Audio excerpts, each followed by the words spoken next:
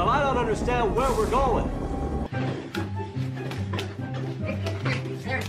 You're doing a good deed. Want to give us a better reason?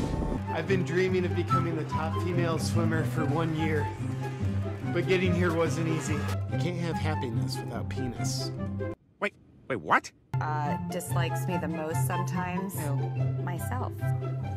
And... But wait!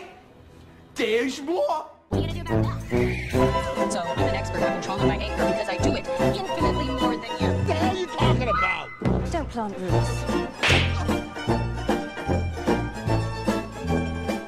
Oh, that poor bastard.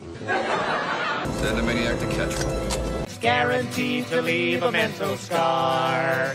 Well, by Jefferson Davis's beard, how are you lovable bastards doing? I'm one of Dragonslayer Commentaries' alternate personas, Fireneck Dragon, and man, do I have a treat for y'all today. You see, unlike previous reviews, we're gonna be reviewing what I like to call one of the most timeless, epic, and prophetic movies to have ever come out in recent history. But the crazy part about it is that this is a cheesy 90s action film where Stallone and Wesley Snipes go on a crazy rampage of death and destruction in a nightmare dystopian future that makes our current world look like a kid's playground in comparison. No way! Yes way! Also, before we start, I want to ask all you guys to please remember to watch the video all the way to the end so you get the context of what I'm covering in the video, and also leave me a comment if you think this movie is a prophetic warning of what our current times can possibly lead to. Now, without further ado, let's time travel back to the 90s.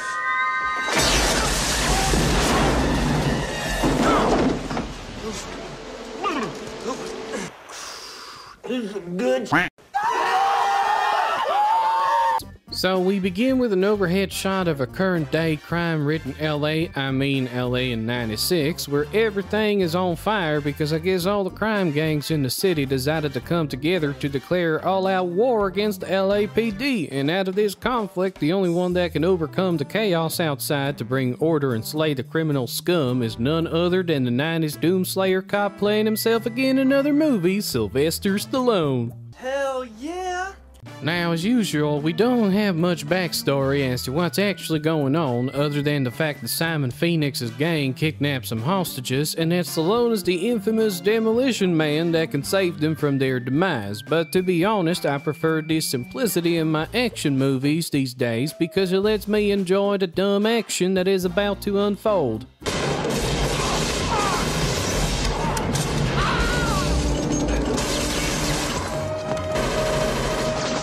Good shit. Real good shit. After a muscle-bound hero breaks through the gang's defenses, Stallone encounters Wesley Snipes playing a crazy version of himself where he trash talks to Stallone about how this whole situation isn't about the hostages he is looking for, who Snipes says are gone, but it's instead about their fight. And then right after that, a fight then ensues between them after Snipes ignites the entire building on fire that concludes with Stallone being forced to save Snipes from this ridiculously awesome badass scene after he wasn't able to get any more info about the hostages.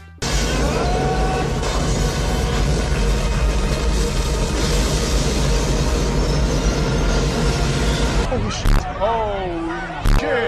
After he ends up escaping with Snipes, Stallone ends up getting reprimanded and then arrested by his commanding officer because the firemen found the burning bodies of the hostages, and then he and Snipes end up getting incarcerated by getting cryo-frozen for several decades, which I guess is a thing now, that gives the filmmakers the excuse to transition us into the nightmare future of 2032, which at this point looks to be more like the world of all those alphabet mafia and woke people on Twitter want made into reality.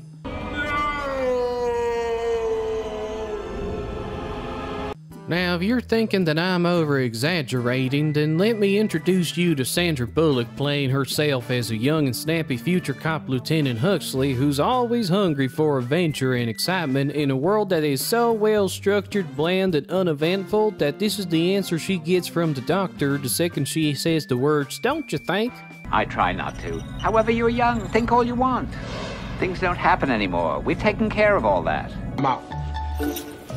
After that terrifying and disappointing response, Huxley continues driving on to work, but before we get to the police station, we see the apparently prophetic filmmakers giving us another sacred message by showing us a scene of a sign getting spray painted by some random contraptions with the words "Life is Hell," which gets immediately deleted by the sign itself, but then we see Edgar Friendly below discussing a plan for a food raid on the building next to the plaza because the people are starving down there, and at this point I should probably mention that these hungry people with Edgar are basically the dregs of society that didn't choose to opt in to live in a society that wishes to control and suppress them at every turn, so as a result they chose to live in the sewers instead.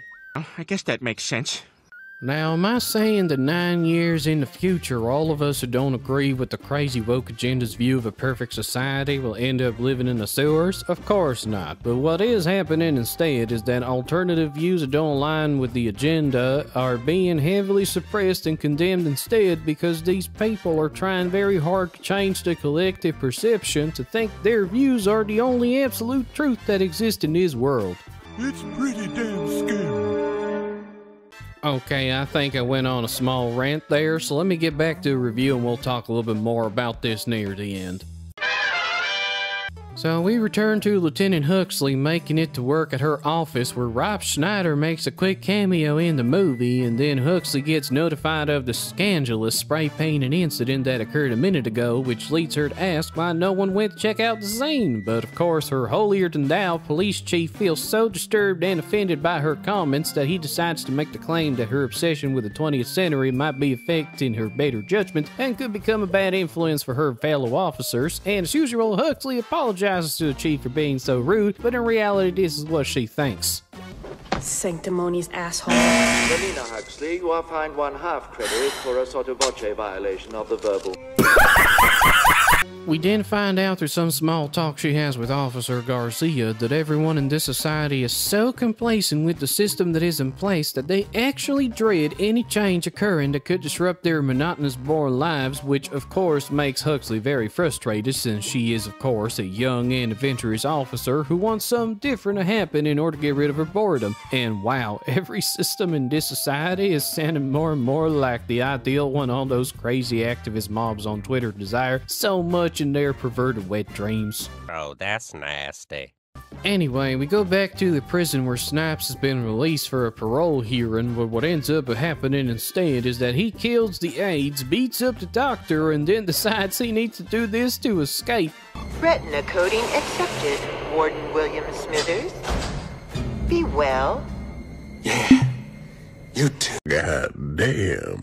Man, you gotta love Wesley Snipes in this movie because, you know, this kind of society is like a playground for people like his character. But moving on, the alarms of the police station start going crazy because a multiple homicide has occurred, and the police response to this is to go after Snipes with their own men, and well, you already know what's gonna happen.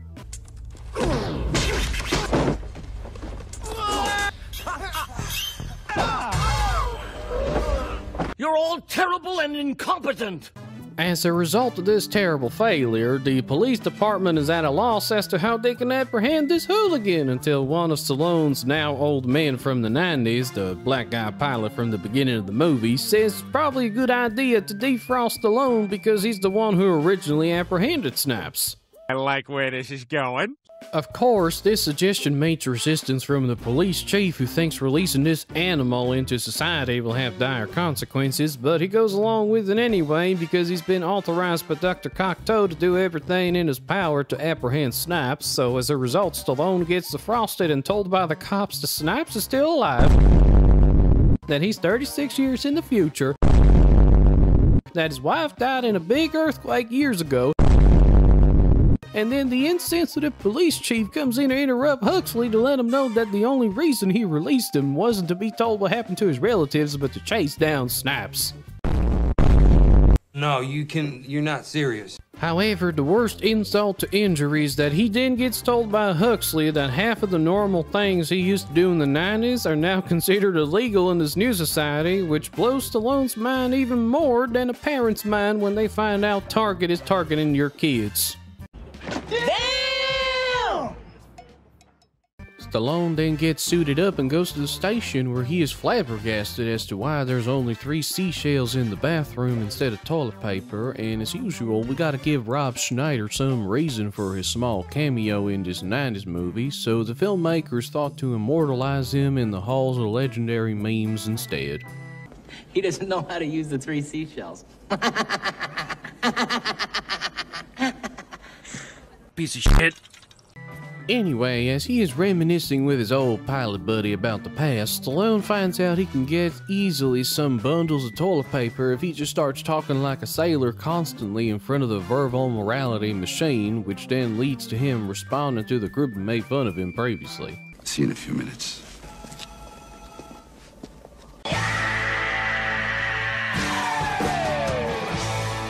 After having a heated argument with the police chief, Stallone and everyone else finds out that Snipes is going to the museum in order to acquire a gun, since guns are apparently no longer a thing in this peaceful society, and they roll out in pursuit. But before we can get to the crazy action you're all waiting for, this movie needs to show you just how nightmarishly cringe this society is by having Huxley tell Stallone that people now do sing-alongs to old commercial songs, which heavily disappoints him.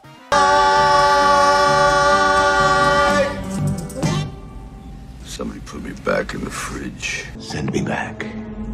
Meanwhile, Snipes is in the museum frustrated because he can't figure out how to get those guns out of their casings, but the second a security guard with no clue what self-preservation means asks him what seems to be his boggle, he gets the bright idea to get the guns by throwing this man's body into the glass to shatter it, and after he acquires his new toys, he gets so overwhelmed with excitement to try out one of his futuristic guns that he just fills these 2 idiotic security guards with lead without even looking at them because they interrupted his learning session.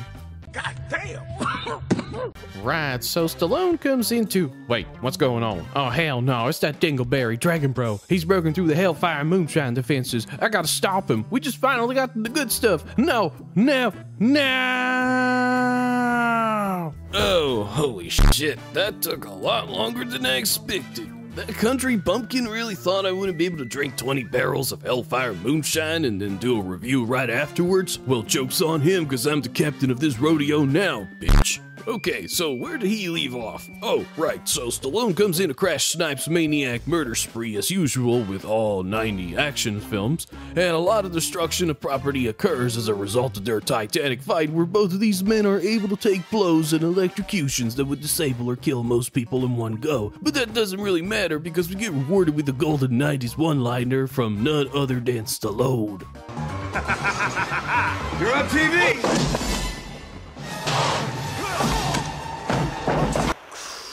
This is good. While escaping certain death by Stallone, Snipes encounters Dr. Cocteau and tries to shoot him, but his shots start to miss all of a sudden, and when he tries to get closer to shoot him, he realizes that Cocteau did something to him where he can't shoot him, even though he really wants to, but he instead gets told by Cocteau to complete his mission to kill Edgar Friendly, which makes him unwillingly lower his gun, and afterwards resume his escape once he hears Stallone yell his name from across the parking lot, which to the untrained ear may make someone misinterpret the word Phoenix for penis.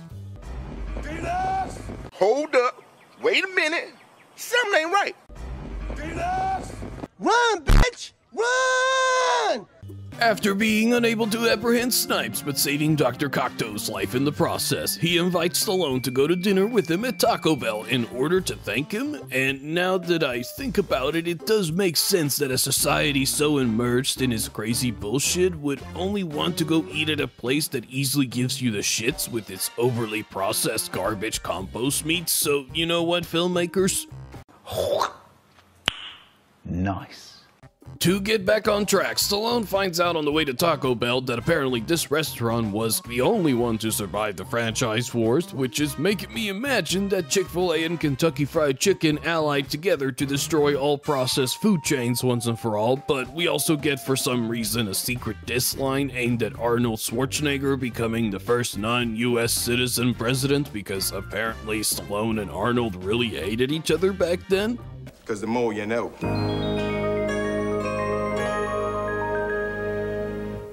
Also, before I forget, please make sure to do what you're seeing on screen right now if you're enjoying the video so far, because it'll let YouTube know as well that you want more people to see this video you're enjoying. Fun and good for your health. Moving on to the plot, Stallone and Huxley make it to Taco Bell, where apparently the place is now a fine dining establishment where only rich pricks go, it seems. And as they're eating, Stallone gets pissed off that there's no salt because salt is illegal in this society, but he also gets even more pissed off when Cocteau tries to impose an excuse for his messed up ideology of the perfect society on him by using the barbaric past as an excuse, and then Stallone shits on his perception of how perfect the cryo-sleep prison is by not only telling him that for 36 years he was having the same recurring nightmare of the burning building Snipes destroyed in the beginning because he felt guilty that he couldn't save those hostages, but also how he felt when his wife had to watch him become a block of ice that would only get defrosted decades later to find out that everything that mattered to him is now gone forever. In other words, F you. After hearing this scandalous set of words, the wife of Cocteau's assistant decides to come at him by basically calling him a barbaric Neanderthal of a forgotten, decaying era, and Stallone's response to all that new age dissing is simply, well, thanks, I guess, which makes her husband snicker at her because he knows he burned her good. Now that's what I call a curveball. Thankfully for us and Stallone, this aggressive conversation ends when the hooligans from the sewers, led by Edgar Friendly, decide to do a supply run on the truck next to the restaurant, but it all gets interrupted when Stallone swoops in to kick some hooligan ass.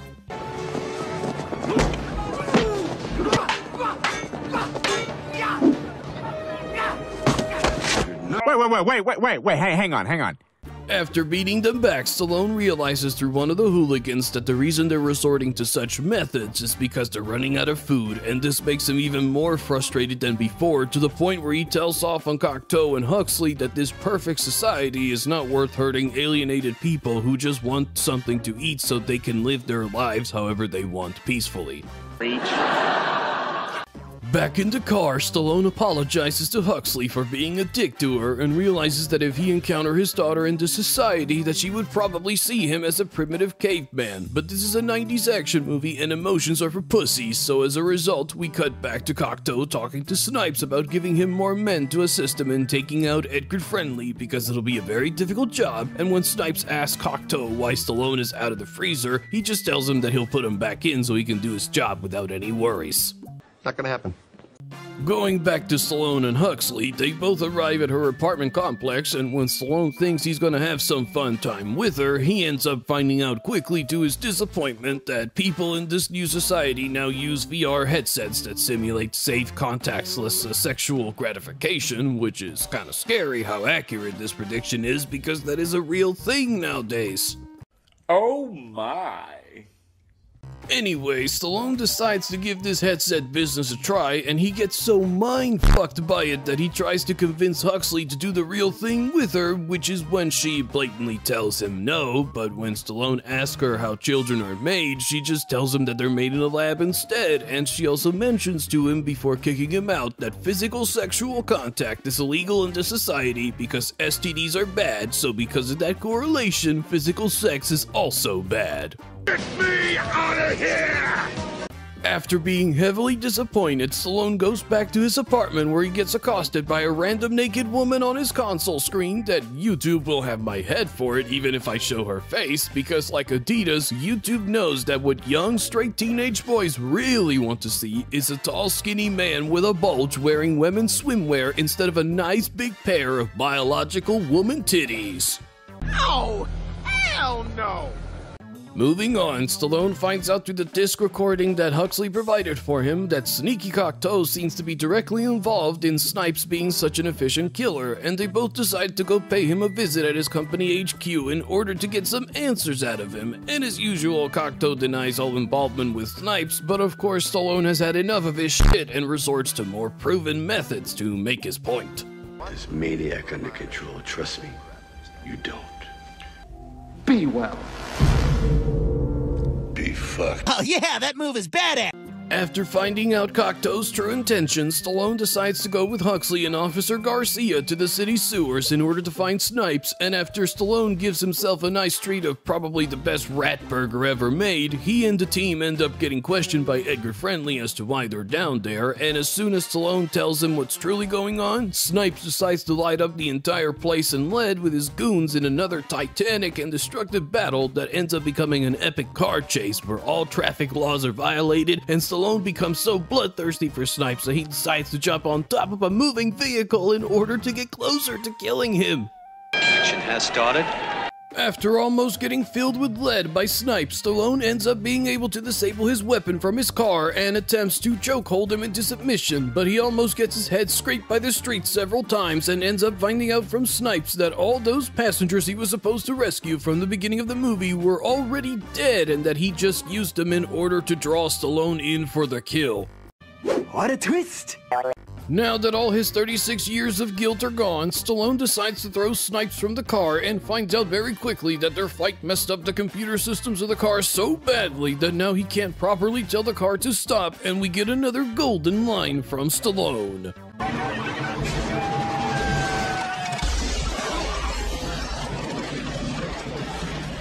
That was awesome.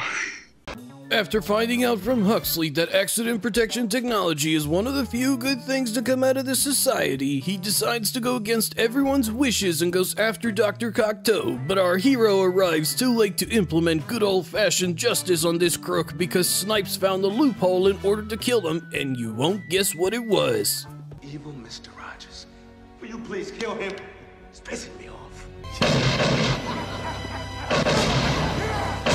Are you serious? Yeah, the arrogant prick really thought that he would be completely safe from harm if he just kept Snipes on a leash without ever thinking that maybe he would just order one of his thugs to do it for him, but I have to say that it was a pretty good way to get rid of an asshole like him. Moving on, Stallone knocks out Huxley with his stun baton after he finds out Snipes is going to defrost all the criminals incarcerated in the cryo prison, and just like that we get a final showdown between these two titans that boils down to 4 key components for all 90s actions movies. Number 1, unrealistic dodging or damage sponging of attacks that would be fatal to most people. Check. Number 2, trash talking galore. Check. Number 3, more badass shooting and fighting that builds up to more destruction. Check. And finally, number 4, a creative death for our lead villain, which fuck yeah, it gets a mega check on that front, but I think it's better if you see it for yourself.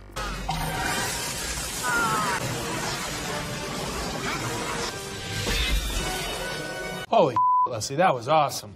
So yeah, after Snipes is taken out by Stallone, the building starts to collapse around him like a bunch of Lego bricks, and Stallone gives us another grand shot of him running while yelling as he makes it out of the exploding building. But like any good old Stallone movie from the 80s and 90s, he's gotta leave us with a moral message before ending the movie that will stick around with us until the end of time. Why don't you get a little dirty? You will act clean. And somewhere in the middle, I don't know, you'll figure it out. Man, that is so deep. After those great words from Sensei Stallone, Huxley and him end up finally smooching the right way, and then the movie abruptly ends, which finally leads to my actual rating of this movie. But it seems my time is short, so I'll let Supreme Leader Dragonslayer handle this part.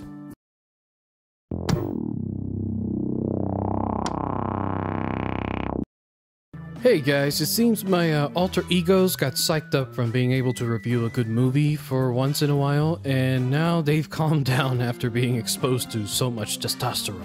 Anyway, my rating for this movie is an 8 out of 10, and the reason for it is quite simple. The themes this movie is trying to portray of what our society could potentially turn out like should now be taken as a word of caution, rather than just filmmakers going riot with crazy story elements in their action film, because as we have seen lately in our current world, things are looking pretty chaotic, and many activists wish for a world worse than the one portrayed in this movie as their new reality. You know what I mean by that?